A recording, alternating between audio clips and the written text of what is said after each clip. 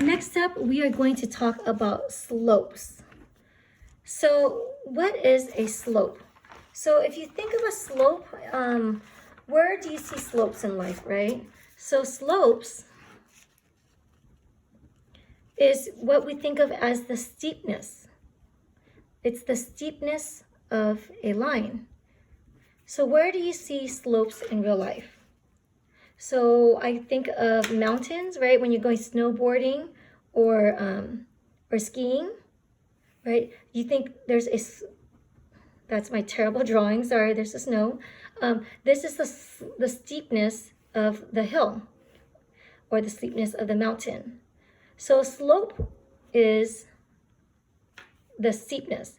And if you're going downhill, down a mountain, you would say that this is a negative slope. When you're going downhill, from left to right, going downhill, that would be called a negative slope. If you are going uphill, if you are traveling up, right, from left to right, you're traveling up, this would be called a positive slope when you're going uphill. So what happens if you're on flat land, right? If you're like practically on a bunny slope where there's no steepness at all. If there's no steepness at all, this is a horizontal line, right? And a horizontal line you would say that the slope is 0 for horizontal lines. Last but not least, if you have a vertical line, well, vertical line, you're really not traveling anywhere at all. Here, the slope is undefined. And once we calculate this out mathematically with algebra, you'll see why this is undefined and why this is 0. So that's the steepness of a line. So when we look at this problem here, it asks you to determine whether the slope is positive, negative, 0, or undefined. Here, from left to right, I'm going upwards, so that is positive. Here, from left to right, I am going downwards, so I am negative. It is a negative slope. Here, it's up and down, so it's not going anywhere, so you say this is an undefined slope. And last but not least, you're just going straight. You're not going up or down, you're just going straight. So therefore, that is a 0 slope. Now let's look at number 11, where it asks you to find the slope of the line graphed here. So to find the slope, so this is the formula for slope. So the formula for slope, they write it as the letter M. M stands for slope.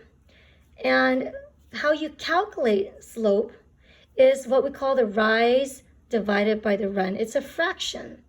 And the fraction is calculated by how much did you have to rise, meaning what's the distance that you went up or down, the vertical distance you traveled from one point to the other, divided by the run. So rise, you're going up and down. Run, you're going sideways. How much distance did you have to go sideways?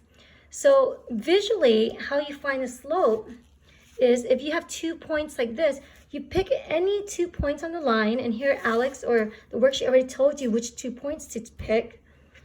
You're basically going to calculate, well, to go from one point to the next point, what are these values? Well, the rise over the run, to go from here to here, to rise, I rised up 1, 2, 3 units. So it's going upwards, so it's going to be a positive 3. So this is going to be positive 3. And the run is how many units I had to move to the right. So I went 1, 2. So I went 2 to the right, so I do a positive 2. So here, the slope is calculated as 3/2. And notice that this slope is positive, and notice that this line is going upwards, and therefore it's a positive slope. Now, that's the visual way of calculating slope. So what if you didn't have a visual? Say you're going to hit number 12, and that's where you're not going to have a visual, you're just going to have some points. Well, the other way of calculating slope is that you use the formula change of y over change of x. So the rise represents the difference between the y values of these 2 points. So we call it y2 minus y1, meaning take the y value of the second point subtracted from the y value of the first point. And then the run is the difference between the x values of these 2 points. So the x values, we call them x2 minus x1. So in order to do that, we need to identify what are the x and y values of these. So here, this one here, the address of this is going to be, I went 1 to the left, so that's going to be -1, and then I went 2 up, so it's going to be +2. The address of this point here is I went 1 to the right, and then I went up 5 points, so 1, 5. So these are my 2 points that I'm working with. So when I do y2 minus y1, I'm just going to take the difference between the y values. Here are the y values, 5 and 2. So I'm going to say 5 minus 2. So since I did this minus this, when I do the denominator, I'm going to subtract x2 minus x1. So I take 1 minus a -1. So if I went in the order does matter in terms of keeping it consistent. If I did 5 minus 2, I must also do 1 minus -1. I can't switch the order of subtraction on the bottom. It has to be consistent with the order of subtraction on top. So the x2 minus x1 is going to be 1 minus a -1. So when I do that, I end up getting 5 minus 2 is 3. 1 minus a -1 is 1 plus 1, which is 3/2. Same answer as this. I also want to show you, what if I switched the order, right? What if I said, instead of doing 5 minus 2, I did 2 minus 5, and I want to show you that you get the same answer. So if I did 2 minus 5, because I get students asking me a lot, does the order matter, which one you do first? For the top, it doesn't matter. You could do either order. So this one's going to be, say, 2 minus 5 divided by, so since it went 2 minus 5, the bottom must follow the same order as the top. So 2 minus 5, so the bottom must be -1 minus 1. So -1 minus 1, my answer becomes 2 minus 5 is -3. -1 minus 1 is -2. A negative over a negative will give me a positive. Same exact answer. So let's see. Let's look at another problem here. Number 12, where again, you don't have a graph of a line, but you just have 2 points. So we're going to use this formula right here. We're going to use this formula to answer this problem, so we don't have a visual. So again, I'm going to say the slope is y2 minus y1 over x2 minus x1. So I'm going to take the y values. The y values are the second value here. So I'm going to do something minus something. So I could do 2 minus 6 or 6 minus 2. It doesn't matter. So I'm going to do 6 minus 2 just because I like getting a positive answer. 6 minus 2, which will give me 4. That's the top. The bottom, so since I did 6 minus 2, I must also do the same order. So I do 9 minus a -7. So 9 minus -7. Be careful that you don't do the other order. You want to keep it consistent with what you did on top. So 9 minus a -7 will become 9 plus 7, which is 16. And whenever you have a fraction, you always want to simplify it. 4 and 16 both have a common, both are divisible by 4. So I divide the top by 4 and the bottom by 4, I get 1 over 4. So that's the slope for number 12. Last but not least, on the topic of slopes, number 13. So here, it asks you to find the slope of the line passing through the 2 points. So again, find the slope. So ding, ding, ding, that's the magic word. So the minute that you see the word slope, know or think right away, slope is equal to y2 minus y1 over x2 minus x1. So let's go ahead and subtract the y values. So I'm going to say -4 minus a -4. -4 minus a -4. Okay. The bottom, so I went this minus this. So the bottom x is going to be -7 minus 3.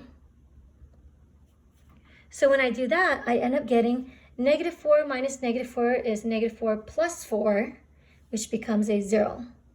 -7 minus 3 becomes -10. Well, 0 divided by any number will always give you 0.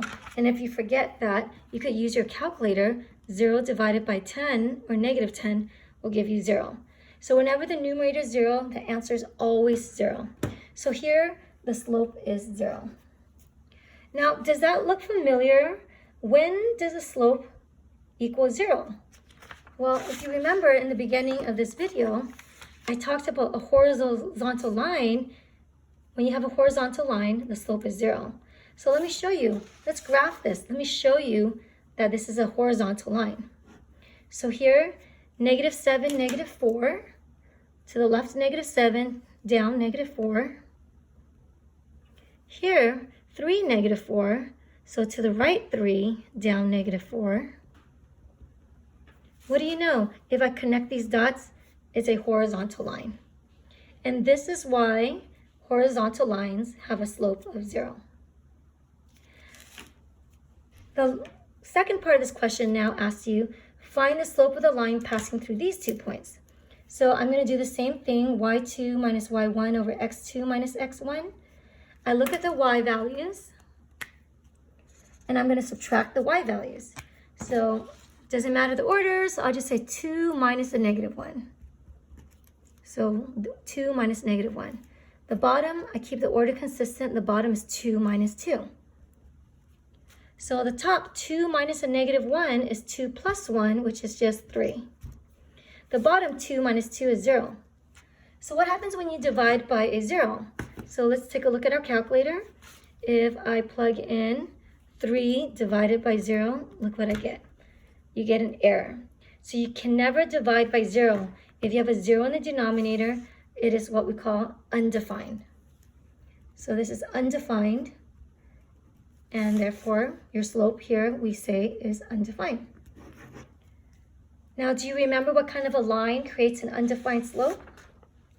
Yes, a vertical line. So vertical lines are undefined. So let's check that. Is that really a vertical line?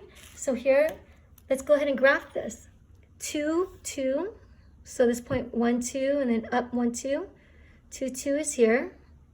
2, -1. So to the right 2, down is 2, -1. If I connect these dots, what do you know? This is a vertical line. Oops, sorry. This is a vertical line, and that is why vertical lines have an undefined slope. And conversely, that is why horizontal lines have a slope of 0. So algebraically, we've proven why this is the case.